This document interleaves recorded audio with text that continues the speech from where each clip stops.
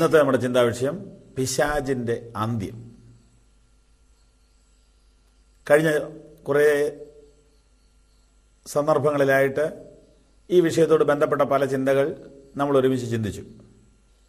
നമ്മൾ ഈ ഭാഗത്തേക്ക് തിരിഞ്ഞത് ഞങ്ങളെ പരീക്ഷയിൽ കടത്തരുതേ എന്നുള്ള യേശുതമ്പുരാൻ പഠിപ്പിച്ച പ്രാർത്ഥനയുടെ ആ ഭാഗം പഠിച്ചപ്പോൾ അതുവഴി നമ്മൾ ഇങ്ങോട്ട് വന്നതാണ്.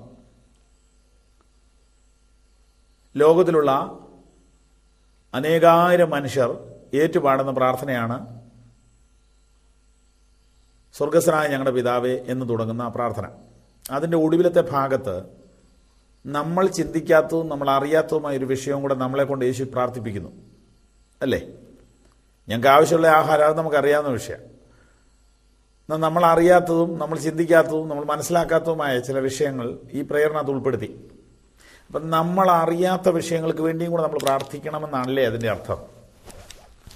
നമ്മളിപ്പോൾ പ്രാർത്ഥിക്കുന്നത് പലപ്പോഴും നമുക്ക് അറിയാവുന്ന കാര്യങ്ങൾ മാത്രമാണ്, നമ്മുടെ ഓർമ്മയിൽ വന്നതും നമ്മൾ അറിഞ്ഞതും കേട്ടതും ആയ വിഷയങ്ങളാണ്. പ്രിയപ്പെട്ടവരെ, നമ്മൾ അറിയാത്ത മേഖലകൾക്ക് വേണ്ടിയും കൂടെ നമ്മൾ പ്രാർത്ഥിക്കണമെന്ന് ഇതിനകത്തൂടെ യേശു പഠിപ്പിക്കുകയാണ്.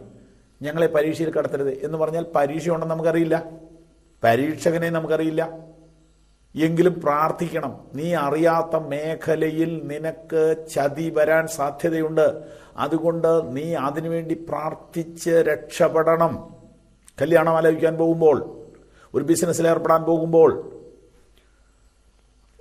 ഒരു വാഹനം വാങ്ങാൻ പോകുമ്പോൾ, ഒരു പുതിയ ഉദ്യോഗത്തിന് പോകുമ്പോൾ, ഒരു പുതിയ കോഴ്സിന് പഠിക്കാൻ വിടുമ്പോൾ, നിങ്ങളുടെ മോളെ മറ്റൊരു സ്ഥലത്ത് ബോർഡിങ്ങിൽ താമസിപ്പിക്കാൻ പോകുമ്പോൾ, നിങ്ങളുടെ മോന് വേണ്ടി ഒരു പുതിയ അഡ്മിഷൻ എടുക്കാൻ പോകുമ്പോൾ, അങ്ങനെ ഏത് കാര്യത്തിൽ ഇടപെടുമ്പോൾ നിങ്ങൾ കാണാത്ത ചില ചതികൾ അതിനകത്ത് മറിഞ്ഞിരിപ്പുണ്ട് എന്ന് അറിഞ്ഞതിനാൽ, അറിഞ്ഞുകൊണ്ട് നിങ്ങൾക്കറിയാൻ പാടില്ലാത്ത, കാണാത്ത, പിടികിട്ടാത്ത, ഒരു ചിന്ത പോലും മനസ്സിൽ വരാത്ത വിഷയങ്ങളെ കണ്ടുകൊണ്ട് പ്രാർത്ഥിക്കണമെന്ന് യേശു പഠിപ്പിക്കുകയാണ്. അതാണ് നമ്മൾ ഇതുവഴി ചിന്തിച്ചു വരുന്നത്. നമുക്ക് പ്രാർത്ഥനയോടെ മുന്നോട്ട് പോകാം. വചനം വായിക്കാം.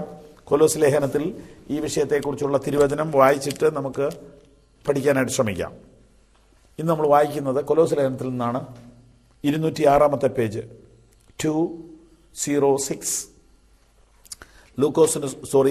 കൊലോസ് ലേഖനം 2-ാം അധ്യായം 14-15 വാക്യങ്ങൾ, വിശേഷാൽ 15-ാം വാക്യം.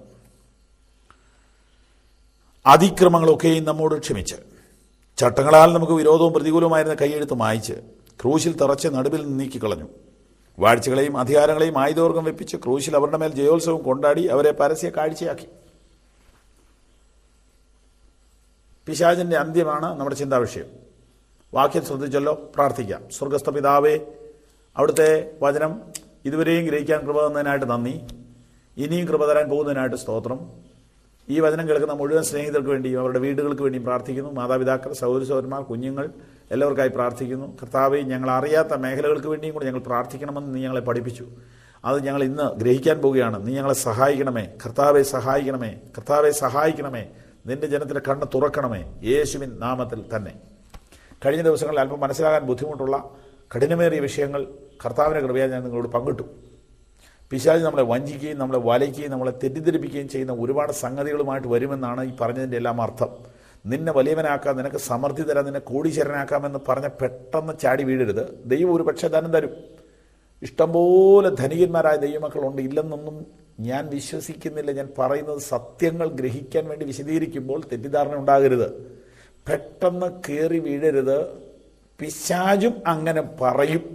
എന്നാൽ പിശാച് ഒരിക്കലും നിനക്ക് കഷ്ടമുണ്ടെന്ന് പറയത്തില്ല.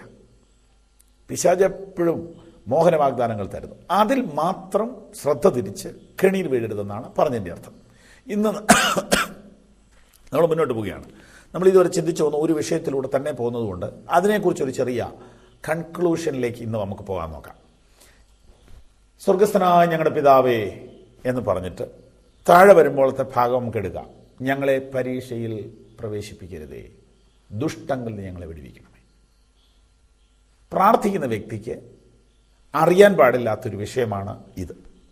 പരീക്ഷ, പരീക്ഷകൻ, ദുഷ്ടൻ. ഈ കാര്യങ്ങൾ പ്രാർത്ഥിക്കുന്ന ആൾക്കറിയില്ല, പക്ഷെ പ്രാർത്ഥന കേൾക്കുന്ന ആൾക്കറിയാം. അതുകൊണ്ട് കർത്താവായ യേശു, പ്രാർത്ഥന കേൾക്കുന്ന ദൈവം തമ്പുരാൻ നമ്മളോട് പറയുകയാണ്, നീ ഇതുകൂടെ പ്രാർത്ഥിച്ചോ, കാരണം നിനക്കിതറിയില്ല. വിഷയം. നീ അറിയുന്ന വിഷയങ്ങൾക്ക് വേണ്ടി പ്രാർത്ഥിക്കുന്ന ആളല്ലേ സഹോദരി? കുഞ്ഞിന് വേണ്ടി ഭർത്താവിന് വേണ്ടി ഒക്കെ പ്രാർത്ഥിക്കുമ്പോൾ അറിയുന്ന വിഷയം വെച്ചല്ലേ പ്രാർത്ഥിക്കുന്നത്. പക്ഷെ അറിയാത്ത മേഖലകൾക്ക് വേണ്ടി കൂടെ പ്രാർത്ഥിക്കണമെന്നൊരു സന്ദേശം അതിനകത്തുണ്ട് അല്ലേ? നിന്റെ ഓർമ്മ വരാത്തതും നിന്റെ ചിന്തയെ വരാത്തതും നിന്റെ ശ്രദ്ധ വരാത്തതും നീ വലിയ വലിയ ഇമ്പോർട്ടൻസ് കൊടുക്കാത്തതും ഗൗരവമായിട്ട് എടുക്കാത്തതുമായ ധാരാളം മേഖലകൾ ഇനിയും കിടപ്പുണ്ട്. അതെല്ലാം പറഞ്ഞ് പ്രാർത്ഥിച്ചുകൊള്ളുക. അതെ, ഇന്നു മുതൽ അങ്ങനെ ചെയ്യുക. ഒരു പുതിയ ബിസിനസ്സിൽ ഇടപെടുമ്പോൾ അറിയാൻ മേലാത്ത ഒരു ചതി അതിനകത്ത് ഇരിപ്പുണ്ട് എന്ന് കണ്ടുകൊണ്ട് തന്നെ പ്രാർത്ഥിക്കുക. ഒരു വിവാഹാലോചന വരുമ്പോൾ ചിന്തിക്കാത്ത, ഊഹിക്കാത്ത, സങ്കല്പിക്കാത്ത ഒരു ചതി അതിനകത്ത് ഉണ്ടെന്ന് തന്നെ വിശ്വസിച്ചുകൊണ്ട് പ്രാർത്ഥിക്കുക. മനുഷ്യനെ സംശയിക്കണമെന്നല്ല ഞാൻ പറഞ്ഞത്, പിശാചിനെ അറിയണമെന്നാണ് പറഞ്ഞത്. അങ്ങനെ പ്രാർത്ഥിക്കുമ്പോൾ എന്ത് സംഭവിക്കുന്നറിയാവോ? ആ ചതി മാറിപ്പോവും. വചനം ഇങ്ങനെ പറയുന്നു, വേട്ടക്കാരന്റെ കണിയിൽ നിന്ന് പക്ഷി എന്ന പോലെ എൻ്റെ പ്രാണൻ വഴുതിപ്പോന്നു. നായാട്ടുകാരൻ പക്ഷിയെ പിടിക്കാൻ വല ഒളിച്ചു വെക്കുന്നു. ഭാഗ്യം കൊണ്ട് ആ പക്ഷി അതിൻ്റെ ഇപ്പുറത്ത് മാറിപ്പോകുന്നു. ഇതുപോലെ പിശാച് നിന്നെ വീഴിക്കാൻ കെണി വിവാഹത്തിനകത്ത് മറച്ചു വയ്ക്കുന്നു. നീ ശക്തിയായിട്ട് പ്രാർത്ഥിച്ചാൽ, മനസ്സോടെ പ്രാർത്ഥിച്ചാൽ, ആത്മാർത്ഥമായിട്ട് പ്രാർത്ഥിച്ചാൽ, പണത്തെ മോഹിക്കാതെ, ലോകത്തെ സ്നേഹിക്കാതെ പ്രാർത്ഥിക്കണം. അങ്ങനെ പ്രാർത്ഥിച്ചാൽ അതിനകത്ത് മറഞ്ഞിരിക്കുന്ന ചൂണ്ട ദൈവം തമ്പുരാൻ എടുത്തങ്ങ് മാറ്റും, നിന്നെ രക്ഷിക്കും. എത്രയോ സംഭവങ്ങൾ അങ്ങനെ ഉണ്ടെന്ന് അറിയാമോ? വിവാഹാലോചനയിൽ ഇരിക്കുന്ന സഹോദരി, വിവാഹാലോചനയിൽ ഏർപ്പെട്ടിരിക്കുന്ന പിതാവേ, ബിസിനസ്സിൽ ഏർപ്പെട്ടിരിക്കുന്ന യൗവനക്കാരാ, ചതി ഇരിപ്പുണ്ടോ എന്ന് ശ്രദ്ധിച്ച് പ്രാർത്ഥിക്കണമെന്നായി പറഞ്ഞു വരുന്നത്. സ്വർഗസ്വനായ ഞങ്ങളുടെ പിതാവേ, ഞങ്ങൾക്ക് ആവശ്യമുള്ള ആഹാരം തരണേ എന്ന് പറഞ്ഞ് കുരിശ് വരച്ച് സ്ഥലം വിടാതെ നീ ഇന്ന് ഇടപെടാൻ പോകുന്ന വിഷയത്തിന് വേണ്ടി കോൺസെൻട്രേറ്റ് ചെയ്ത് പ്രാർത്ഥിക്കണം സുഹൃത്തെ. ഒരു സുവിശേഷൻ എന്ന നിലയിൽ സ്നേഹത്തോടെ പറയുക, മതം മാറാൻ പറയല്ല. നിന്റെ പ്രാർത്ഥന കുറെ കൂടെ സ്ട്രോങ് ആക്കണം, കുറെ കൂടെ ആത്മാർത്ഥമുള്ളതാക്കണം, കുറെ കൂടെ സത്യസന്ധമാക്കണം, കുറെ കൂടെ ലക്ഷ്യബോധമുള്ളതാക്കണം. പ്രാർത്ഥനയ്ക്ക് സമയമെടുക്ക്, യേശു നിനക്ക് മറുപടി തരും. നീ അറിയാത്ത ചില വിഷയങ്ങളും കൂടെ നിന്റെ നേരെ വരുന്നുണ്ട്. ഈ സന്ദേശം ദൈവത്തിന്റെ ആത്മാവിൽ ഞാൻ നിങ്ങളോട് പറയുന്നു. നിങ്ങൾ ഇപ്പോൾ ഏർപ്പെടാൻ പോകുന്ന ആ വിഷയത്തിൽ നിങ്ങൾ അറിയാത്ത ഒരു ചതി മറഞ്ഞിരിപ്പുണ്ടെന്ന് ദൈവത്തിന്റെ ആത്മാവ് ഈ സന്ദേശത്തിലൂടെ ഓർമ്മപ്പെടുത്തുന്നു. അതുകൊണ്ട് കുറച്ചുകൂടെ പ്രാർത്ഥിച്ചിട്ട് ആ വിഷയത്തിൽ ഇടപെടുക. വരാൻ പോകുന്ന ചതിയിൽ നിന്ന് ദൈവം നിന്നെ വിടുവിക്കും. വരാൻ പോകുന്ന നഷ്ടത്തിൽ നിന്ന് ദൈവം നിന്നെ വിടുവിക്കും. വരാൻ പോകുന്ന അബദ്ധത്തിൽ നിന്ന് ദൈവം നിന്നെ വിടുവിക്കും. പ്രാർത്ഥിക്കുകയല്ലാതെ മറ്റൊരു മാർഗമില്ല. ഭാവി പറയുന്ന ആളുകളുണ്ട്, വിശ്വസിക്കാൻ പറ്റില്ല.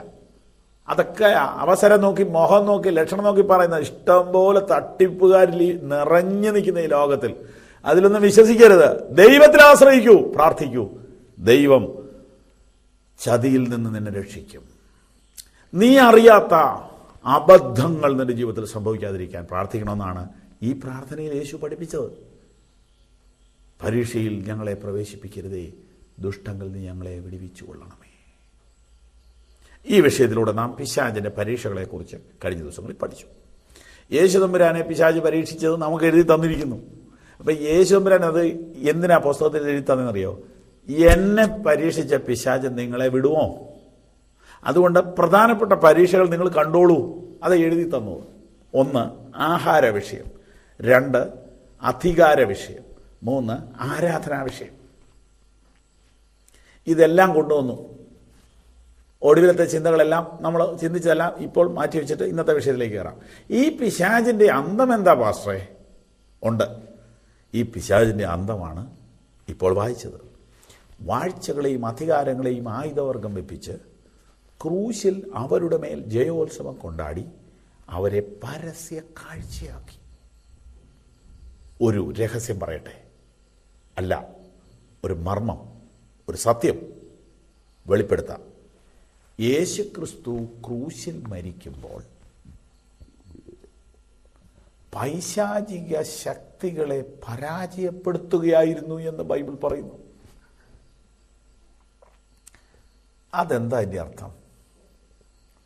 അത് ബൈബിളിലെ ഏറ്റവും വലിയ സത്യം, ബൈബിളിലെ ഏറ്റവും പ്രധാനപ്പെട്ട സത്യം, ക്രിസ്തുവിൻ്റെ ക്രൂശ് മരണം നമ്മുടെ വിജയമാണ്. ക്രിസ്തുവിൻ്റെ ക്രൂശ് മരണത്തിലൂടെ മനുഷ്യവർഗം സ്വതന്ത്രമാകുകയാണ്. ദൈവിക നിയമത്തിൻ്റെ മുൻപിൽ എനിക്കും നിങ്ങൾക്കും രക്ഷപ്പെടാനുള്ള ഒരു ഒഴിവാണ് ക്രൂശ്. അതെന്താ? മനുഷ്യൻ്റെ മേൽ പിശാചിന് സ്വാധീനം വന്നത് പാപത്തിലൂടെയാണ്. വളരെ ശ്രദ്ധിക്കുക. ദൈവം സൃഷ്ടിച്ച മനുഷ്യനെ പിശാചിന് തൊടാനൊക്കത്തില്ല. പക്ഷെ പിശാച് വേറൊരു ഡിപ്പാർട്ട്മെൻറ്റാണ്. പക്ഷേ ദൈവം സൃഷ്ടിച്ച മനുഷ്യന് ദൈവം സ്വാതന്ത്ര്യം കൊടുത്തു. തെറ്റ് ചെയ്യാനും തെറ്റ് ചെയ്യാതിരിക്കാനും സ്വാതന്ത്ര്യം കൊടുത്തു. പക്ഷെ തെറ്റ് ചെയ്യാൻ പിശാച് പ്രേരിപ്പിച്ചു.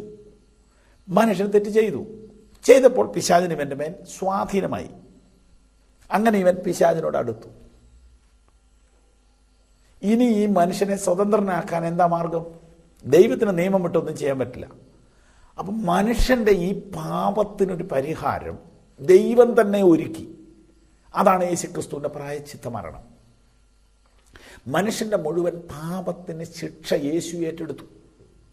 യേശു തമ്പുരാൻ്റെ കുരിശിലെ മരണം മനുഷ്യൻ്റെ പാപത്തിൻ്റെ പ്രായശ്ചിത്ത ബലിയാണ്. ഇത് ആര് വ്യക്തിപരമായിട്ട് അംഗീകരിക്കുന്നുവോ അവന് വിടുതൽ, ആരത് വിശ്വസിച്ച് ഏറ്റെടുക്കുമോ അവന് രക്ഷ, അവന് സൗഖ്യം, അവന് പാപമോചനം. തീർന്നില്ല, അവന് പിശാചിൻ്റെ മേൽ അധികാരം. ഇതാണ് വിഷയം. മനസ്സിലായോ? എപ്പോഴും നിയമത്തിന് ശക്തിയുണ്ടല്ലേ. നാളെ മുതൽ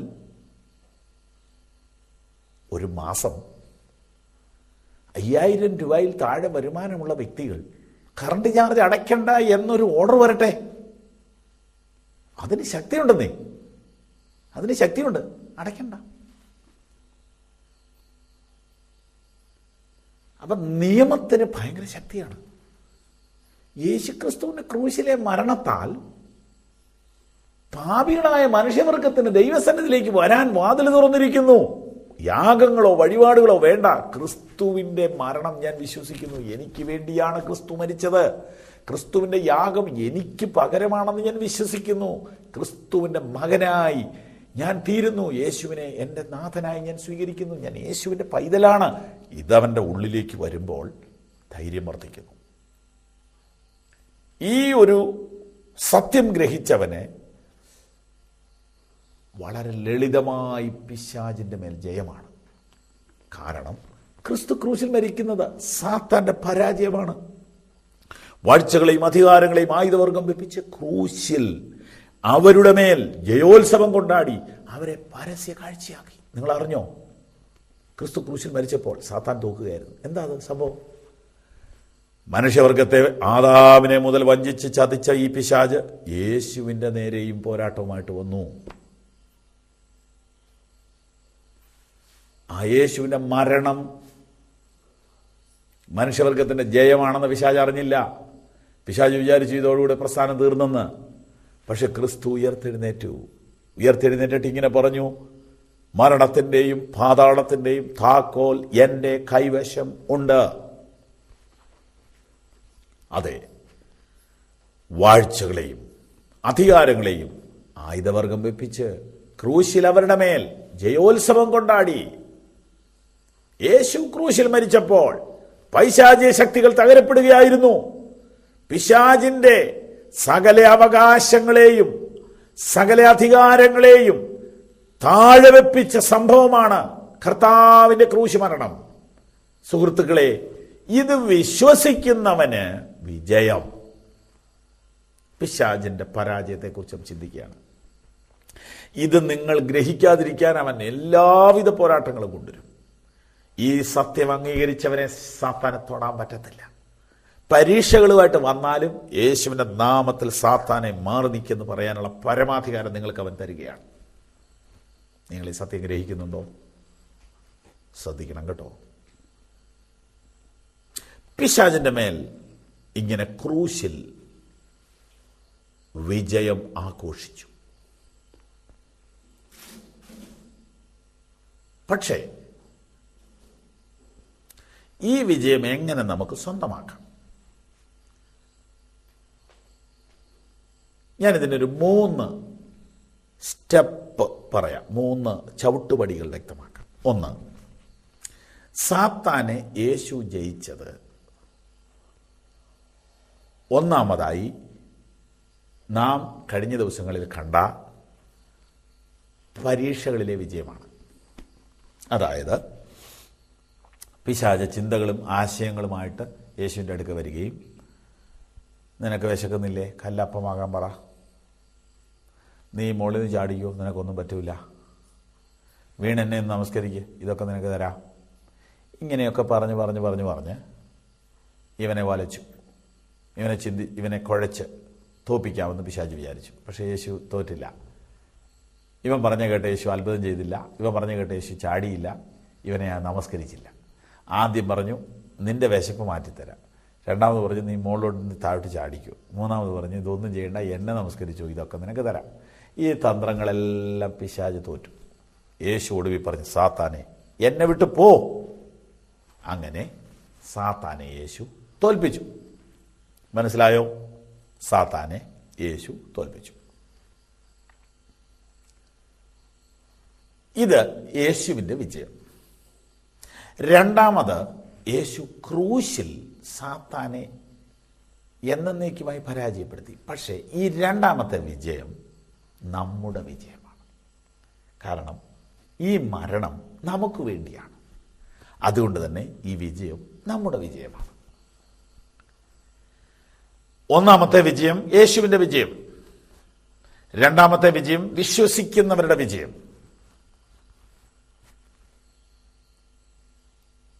ഒന്നാമത്തേതിൽ സാത്താനോട് യേശു നേരിട്ട് സംസാരിച്ച് അവൻ്റെ ചിന്തകളെയും ആശയങ്ങളെയും അടിയറവെപ്പിച്ച് യേശു 100% വിജയിച്ചു. സാത്താൻ യേശുവിനെ വിട്ടുപോയി. രണ്ടാമത് യേശു ക്രൂശിൽ സാത്താനെ പരാജയപ്പെടുത്തി എന്ന് പറയുന്നത് നമ്മുടെ വിജയമാണ്. കാരണം ക്രിസ്തുവിൻ്റെ മരണം എൻ്റെ മരണമാണ്. എനിക്ക് വേണ്ടിയാണ് അവൻ മരിച്ചത്. അതുകൊണ്ട് അവിടുത്തെ വിജയം എൻ്റെ വിജയമാണ്. അതായത് യേശുവിൻ്റെ മരണം വിശ്വസിച്ചേറ്റെടുക്കുന്നവർക്ക് വേണ്ടിയുള്ളതാണ് ആ വിജയം. അങ്ങനെയാണെങ്കിൽ ഈ ദിവസങ്ങളിൽ സന്ദേശം കേട്ട നിങ്ങൾ സാത്താൻ്റെ ചിന്തകളെയും പരീക്ഷകളെയും കുറിച്ച് കേട്ട് ഭയപ്പെടേണ്ട. കർത്താവിൻ്റെ ക്രൂശ് മരണത്തിൽ വിശ്വസിച്ച് രക്ഷിക്കപ്പെട്ട ആർക്കും പിശാചിൻ്റെ മേൽ പൂർണ്ണ വിജയമാണ്. നിങ്ങൾ ബലഹീനനാണെന്ന് നിങ്ങൾക്ക് തോന്നും, നിങ്ങൾ രോഗിയാണെന്ന് നിങ്ങൾക്ക് തോന്നും, നിങ്ങൾക്ക് പണമില്ലെന്ന് നിങ്ങൾക്ക് തോന്നും, വിദ്യാഭ്യാസം ഇല്ലെന്ന് തോന്നും, അപകർഷതാബോധം ഉണ്ടാവും. പക്ഷേ ക്രിസ്തുവിൻ്റെ ക്രൂശിൽ നിങ്ങൾ വിശ്വസിച്ചിട്ടുണ്ടോ? നിങ്ങൾ രക്ഷിക്കപ്പെട്ട ആളാണോ? നിങ്ങൾ ദൈവവൈതലാണോ? നിങ്ങൾ യേശുവിനെ സ്വീകരിച്ച വ്യക്തിയാണോ? കർത്താവ് നിങ്ങൾക്ക് വേണ്ടി മരിച്ചത് നിങ്ങൾ വിശ്വസിച്ചിട്ടുണ്ടോ? കർത്താവിൻ്റെ മരണത്തിൻ്റെ സത്യം നിങ്ങൾ അറിഞ്ഞോ? കർത്താവിൻ്റെ യാഗത്തിൻ്റെ ആഴങ്ങൾ ഗ്രഹിച്ചിട്ടുണ്ടോ? എങ്കിൽ ഭയപ്പെടേണ്ട. നിങ്ങൾ കർത്താവിൻ്റെ കയ്യിലാണ്. നിങ്ങളെ തൊടുവാൻ പിശാചിന് കഴിയത്തില്ല. ഇല്ല, കഴിയില്ല. എവിടെ എഴുതിയിരിക്കുന്നു? യോഹന്നാന്റെ സുവിശേഷം 10-ാം അധ്യായം 1 മുതൽ മുഴുവൻ വായിക്കണം. അതിന്റെ 25, 26, 27 വാക്യങ്ങളിൽ വായിക്കുമ്പോൾ, എന്റെ അടുക്കൽ വരുന്നവനെ ഞാൻ ഒരു നാളും തള്ളിക്കളയില്ല, ഞാൻ അവനക്ക് നിത്യജീവനെ കൊടുക്കുന്നു, എന്റെ കയ്യിൽ നിന്ന് പിടിച്ചു പറിപ്പാൻ ആർക്കും കഴിയുകയില്ല. യേശു പറയുകയാണ്, എന്റെ കയ്യിൽ നിന്ന് പിടിച്ചു പറിക്കാൻ ആർക്കും കഴിയുകയില്ല. കർത്താവായ യേശുവിനെ വിശ്വസിച്ച് അവന്റെ അടുക്കലേക്ക് വരുന്ന നിന്നെ അവൻ തന്റെ കൈ കൊണ്ട് പിടിക്കുന്നു. എന്നിട്ട് അവൻ ഇങ്ങനെ പറയുന്നു, എന്റെ ഈ കയ്യിൽ നിന്ന് പിടിച്ചു പറിക്കാൻ ആർക്കും കഴിയയില്ല. മന്ത്രവാദത്തിന് കഴിയയില്ല, ആഭിചാരത്തിന് കഴിയയില്ല, പിശാചിന് കഴിയത്തില്ല, കൂടോത്രത്തിന് കഴിയത്തില്ല, കൈവിഷത്തിന് കഴിയത്തില്ല. നീ അങ്ങനെ വിശ്വസിച്ചാൽ നിനക്ക് അങ്ങനെ സംഭവിക്കും. എന്റെ കയ്യിൽ നിന്ന് പിടിച്ചു പറിക്കാൻ ആർക്കും കഴിയയില്ല. ആരിത് പറഞ്ഞു? യേശു പറഞ്ഞു. യേശുവിന്റെ കൈകളിൽ നിന്ന് പിടിച്ചു പറിക്കുവാൻ കൂടോത്രത്തിന് കഴിയുമോ? മന്ത്രവാദത്തിന് കഴിയുമോ? ആഭിചാരത്തിന് കഴിയുമോ? പേടിക്കരുത്. ഇല്ല, കഴിയില്ല. നീ വിശ്വസിക്ക്.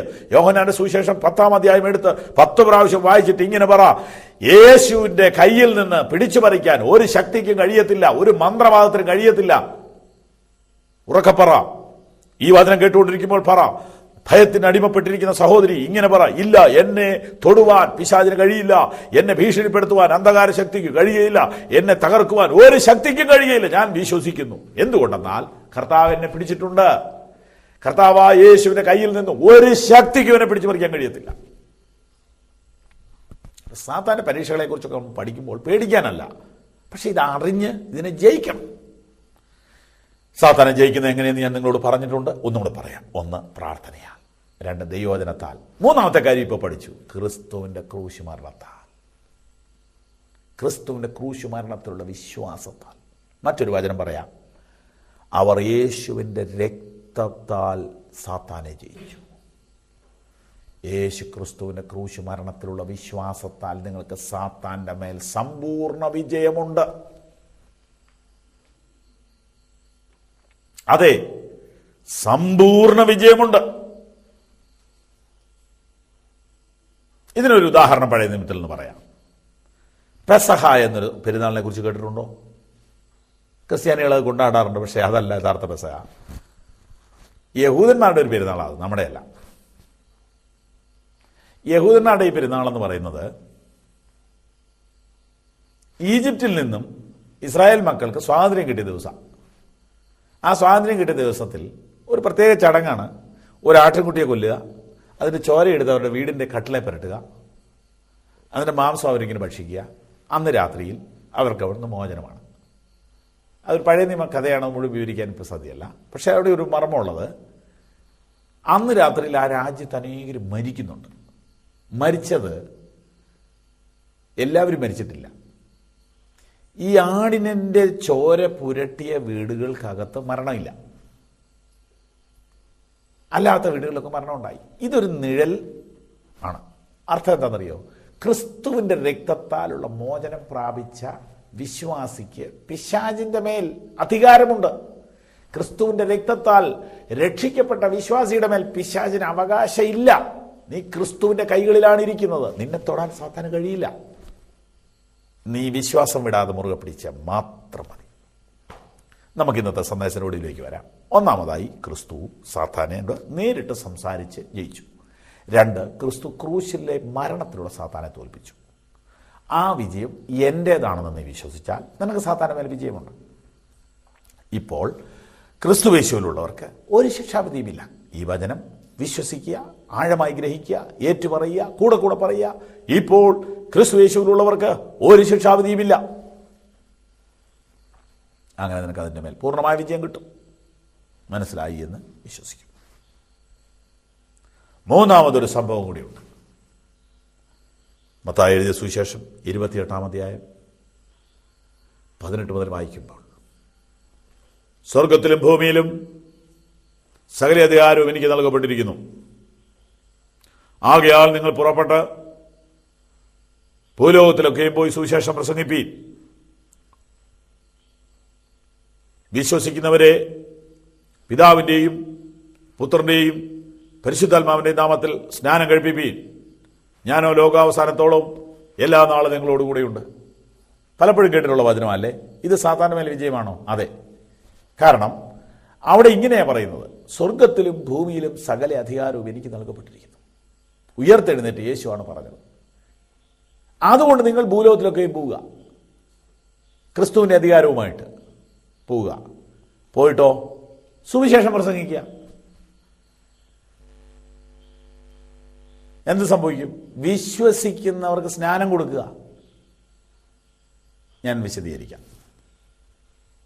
ക്രിസ്തു ക്രൂശിലൂടെ സ്ഥാപിച്ച വിജയം പ്രസംഗിക്കുന്നിടത്തെല്ലാം പിശാച് പരാജയപ്പെടും. പിശാചിൻ്റെ പരാജയത്തിൻ്റെ 3 ഘട്ടങ്ങൾ.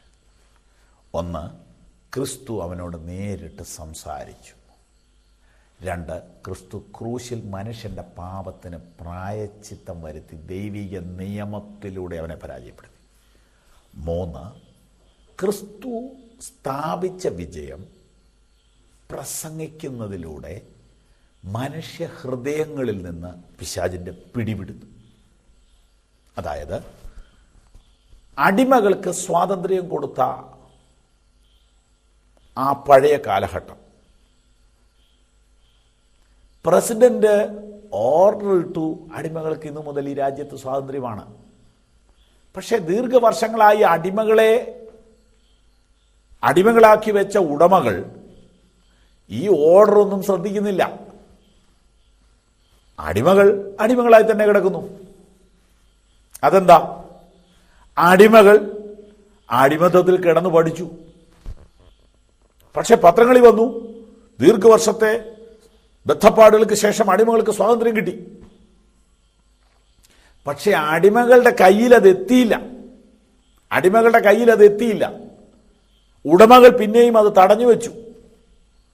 ഒരു നിയമം പാസ്സായാൽ ആ നിയമം സാധാരണക്കാരന്റെ കയ്യിൽ എത്താൻ പിന്നെയും സമയമെടുക്കുന്നു. ഞാനൊരു സത്യത്തിലേക്ക് നിങ്ങളെ കൊണ്ടുപോവുകയാണ്. 2000 വർഷം മുമ്പ് ക്രിസ്തുയേശുവിന്റെ ക്രൂശിലെ മരണത്താൽ പിശാചിന്റെ മേൽ പൂർണ്ണ സ്വാതന്ത്ര്യം മനുഷ്യന് കൽപ്പിച്ചു. പക്ഷെ ആ സ്വാതന്ത്ര്യം ഇപ്പോഴും കടലാസയിൽ ഇരിക്കുകയാണ്, ഈ പുസ്തകത്തിൽ ഇരിക്കുകയാണ്. ഇത് സാധാരണക്കാരന്റെ കയ്യിൽ എത്തുന്നില്ല. അതെത്തിക്കുന്നത് സുവിശേഷകനാണ്. അതെത്തിക്കുവാനുള്ള ഒരു മാർഗമാണ് ഈ സുവിശേഷ പ്രസംഗം. ഏതെല്ലാം ഹൃദയങ്ങളിൽ സുവിശേഷം എത്തുന്നുവോ ആ ഹൃദയങ്ങളിൽ പിശാച് തോക്കുന്നു. ഏതെല്ലാം ഗ്രാമങ്ങളിൽ സുവിശേഷം എത്തുന്നുവോ ആ ഗ്രാമങ്ങളിൽ പിശാച് പരാജയപ്പെടുന്നു. ഏതെല്ലാം വീടുകളിൽ സുവിശേഷം എത്തുന്നുവോ ആ വീടുകളിൽ പിശാച് പരാജയപ്പെടുന്നു. പിശാച് പിടിവിട്ട് പുറത്തു പോകുന്നു.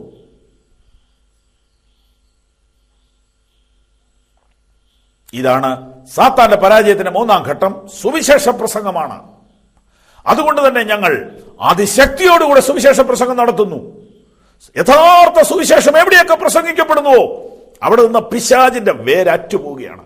ഇന്ന് ഈ സന്ദേശം കയറി ചെല്ലുന്ന വീടുകളിൽ നിന്ന് വർഷങ്ങളായിട്ട് പിശാച് അടക്കി വെച്ചിരിക്കുന്ന കെട്ട് പൊട്ടി മാറുകയാണ്. വർഷങ്ങളായിട്ട് പിശാച് കൈയടക്കി വെച്ചിരിക്കുന്ന കുടുംബങ്ങളിൽ നിന്ന് യേശുവിന്റെ നാമത്തിൽ അവന്റെ ആ കയറ് പൊട്ടി മാറുവാൻ യേശുവിന്റെ നാമത്തിൽ കൽപ്പിക്കുകയാണ്. ആഭിചാരത്താലും മന്ത്രവാദത്താലും പൗരോഹിത്യ ബന്ധനത്താലും അനാചാരത്താലും വിഗ്രഹാരാധനയിൽ കെട്ടപ്പെട്ട് കിടക്കുന്ന വീടുകളുടെ മോചനമാണ് ഈ സുവിശേഷ പ്രസംഗത്താൽ ഇന്ന് സംഭവിച്ചുകൊണ്ടിരിക്കുന്നത്.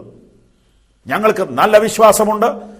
ആളുകൾക്ക് ഇപ്പോൾ അത് മനസ്സിലാകുന്നില്ലെങ്കിലും ആത്മാവിൽ ഞാൻ കാണുന്നു പല കെട്ടുകളും പൊട്ടുകയാണ്. പല കുടുംബങ്ങളിലെ വർഷങ്ങൾ പഴക്കം ചെന്ന കയറുകൾ യേശുവിന്റെ നാമത്തിൽ മുറിഞ്ഞു മാറുകയാണ് ഈ സന്ദേശത്തിലൂടെ. യേശു ഇങ്ങനെ പറഞ്ഞു, നിങ്ങൾ ഭൂമിയിൽ കെട്ടുന്നത് സ്വർഗത്തിൽ കെട്ടപ്പെട്ടിരിക്കും, നിങ്ങൾ ഭൂമിയിൽ അഴിക്കുന്ന സ്വർഗത്തിൽ അഴിയും. ഞാൻ യേശുവിന്റെ നാമത്തിൽ ഈ കെട്ടുകൾ അഴിക്കുകയാണ്. മനുഷ്യനെ ആരാധനയിലേക്ക് വിടാതെ, മനുഷ്യനെ സത്യത്തിലേക്ക് വിടാതെ, മനുഷ്യനെ വചനത്തിലേക്ക് വിടാതെ വർഷങ്ങളായി ബന്ധിച്ചിട്ടിരിക്കുന്ന ആ കയറുകൾ യേശുവിന്റെ നാമത്തിൽ ഞാൻ മുറിക്കുന്നു. നിങ്ങൾ ഭൂമിയിൽ അഴിക്കുന്നത് സ്വർഗത്തിൽ അഴിയുമെന്നുള്ള വചനത്താൽ അങ്ങനെ ഇത് സംഭവിച്ചുകൊണ്ടിരിക്കുന്നു. വിശ്വസിച്ചു, ഏറ്റെടുത്തു. ദൈവത്തെ സ്തുതിച്ചവർക്കായി ഞാൻ ദൈവത്തിന് സ്തോത്രം പറയുന്നു. സുഹൃത്തുക്കളെ, ഊഹം വെച്ച് പറയുകയല്ല. ദൈവത്തിന്റെ ആത്മാവിൽ ഈ ശുശ്രൂഷ ഞങ്ങൾ ചെയ്യുമ്പോൾ ദൈവത്തിന്റെ ആത്മാവ് നിങ്ങളെ തൊടുന്നത് ഞങ്ങൾക്ക് മനസ്സിലാകുന്നുണ്ട്. വിശ്വസിക്കുക. പിശാചിന് നിന്റെ കുടുംബത്തിൽ അവകാശമില്ല. പിശാചിന് നിന്റെ മക്കളുടെ മേൽ അവകാശമില്ല. എത്ര വർഷം പഴക്കം ചെന്ന ബന്ധനങ്ങളും സുവിശേഷത്താൽ അഴിഞ്ഞു മാറുകയാണ്.